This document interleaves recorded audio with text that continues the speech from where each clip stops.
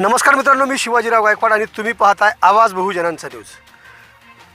मला थोड्याच वेळापूर्वी एका शेतकऱ्याचा फोन आला. तो फोन होता अहमदपूर तालुक्यातल्या जांब या गावच्या शेतकऱ्याचा आणि त्यांनी सांगितलं की आमची सोयाबीनची बनीम जी आहे कोणीतरी फुकून दिली आहे. नेमकं काय कारण असू शकतं, या शेतकऱ्याचं नेमकं किती शेत होतं आणि किती एकरमधलं सोयाबीन अज्ञातांनी फुकून दिलं आणि कशामुळे ही आग लागली हे जाणून घेण्यासाठी मी जांब या गावच्या शिवारामध्ये आलो आहे.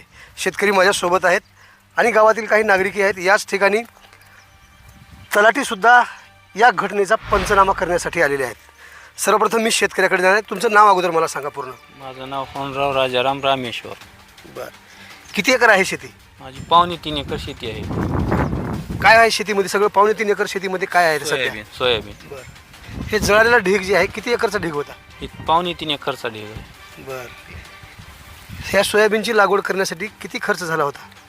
साधारणतः भरपूर खर्च आलेला आहे. तसं पेरणीपासून आतपस्तोरचा बॅग 3 बॅग सोयाबीन आहे माझं पेरलेलं. तर त्याची आता पूर्ण मेहनत, खत, बी, आता पस्तोर माझा कमीत कमी 50,000 रुपयाचा खर्च आहे शेतात. बरं बरं, आता नुकसान हे एकूण किती झाले काय सांगायचं आहे? आता माझ्यानुसार अंदाजेनुसार हे 30 ते 35 कट्टे माल होते. मला 20 ते 22 क्विंटलच्या आसपास दरवर्षीचं रेकॉर्ड आहे माझं. बरं, हे आग लागली म्हणून तुम्हाला कसं समजलं? ज्यावेळेस आम्ही सगळे घरीच होतो, माझे वडील चुलते इथं सकाळी सकाळी आले होते तूर मोडण्यासाठी. त्यांचं शेत माझ्या बाजूलाच आहे. त्यांनी येऊन पाहिल्याच्या नंतर त्यांनी बाहेर जाऊन एका मोबाईलवाल्याकडे जाऊन, त्यांच्याकडे काही मोबाईल नाही, त्यांनी मोबाईलवाल्याकडे जाऊन त्यांनी मला फोन केला आणि असं झालं आहे. मग मी सर्व गावातल्या मंडळींना कळवलं की बाबा माझ्या अशा शेतामध्ये झाले आणि आम्ही सगळे इथं आलो.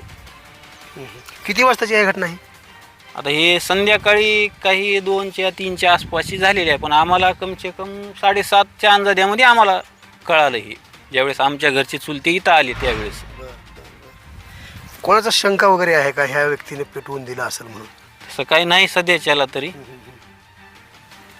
एकूणच परिस्थिती जर बघितलं तर खरंच गडे या शिवारातून कुठल्या विद्युत पोलवरून काही लाईट वगैरे बी गेली नाही किंवा कोणी अज्ञाताचा काहीतरी डाऊट असते की ह्या व्यक्तीपासून आम्हाला धोका आहे असं तुम्हाला वाटते? कोणाबद्दल शंका आहे?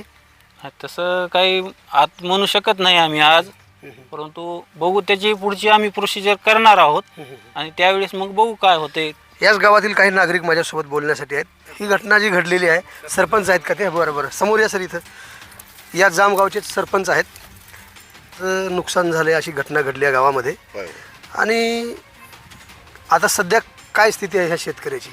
सध्या परिस्थिती आधी अगोदर शेतकऱ्याची बिकट आहे. त्यात असं नुकसान होणं म्हणजे त्यात खूपच वाईट आहे. आणि शेतीवर मोलमजूर करून जातात माणसं असते सगळे आणि म्हणून करणाऱ्यानं हे करू नये. पण आता का केलं, का झालं ते बघूच, त्याचा विषय काही नाही. पण झालेलं नुकसान खूप वाईट आहे. काय मागणी करायची आहे प्रशासनाकडे? प्रशासनाकडे झालेलं नुकसान भरपाई मिळावी, बाकी काय मिळणार आहे? पोलीस स्टेशनला तक्रार वगैरे दिली आहे? जाणार आम्ही द्यायला. तर तलाठी साहेब आले तर पाटील साहेब त्यांनी पंचनामा वगैरे केलेला आहे. गावातल्या जवळ 100 लोक आम्ही सगळे पाहून गेलो. सगळे पंचनामे ते केलेलं त्यांनी. त्याला बरीच सर द्या अर्ज म्हणलं. शासन प्रशासनाकडून मदत मिळेल तेव्हा मिळेल, मात्र आत्ता सध्याच्या घडीला नुकसान झाल्यामुळे शेतकरी मोठा चिंतेत दिसतोय इथला. त्याचबरोबर माझ्यासोबत तलाठी साहेबसुद्धा आहेत. पाहणी केली आत्ताच नुकतीच तुम्ही, कशा पद्धतीचं नुकसान झालेलं आहे, काय निदर्शनास आले आणि कशा पद्धतीनं आपण अहवाल सादर करताय? आता सकाळी मला 10-10:15च्या दरम्यान फोन आलेला आहे.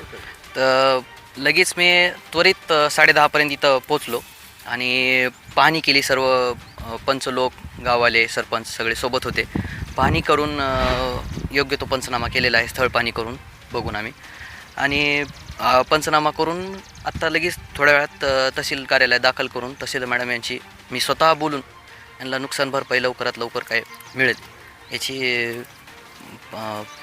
पूर्तता करू आपण. कोण असू शकतं या घटनेमागं, की कोणाच्या मनामध्ये असं असेल की एखाद्याचं नुकसान करावं?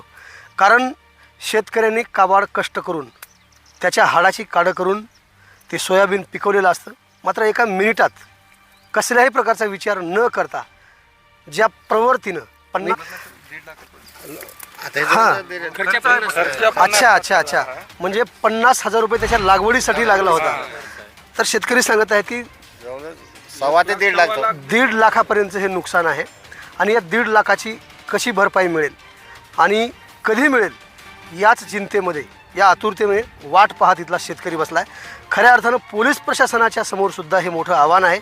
नेमका अज्ञात व्यक्ती हा कोण असू शकेल की त्याच्याशी काहीही घेणं देणं नसताना 1.5 लाख रुपयांचं नुकसान जो करून जातोय त्याच्यावरती कार्यवाही होईल का हे पाहणं औचित्याचं ठरतंय. ताजे आणि महत्त्वाचे अपडेट पाहण्यासाठी पाहत राहा आवाज बहुजनांचा न्यूज. शिवाजीराव गायकवाड, अहमदपूर, लातूर. आवाज बहुजनांचा.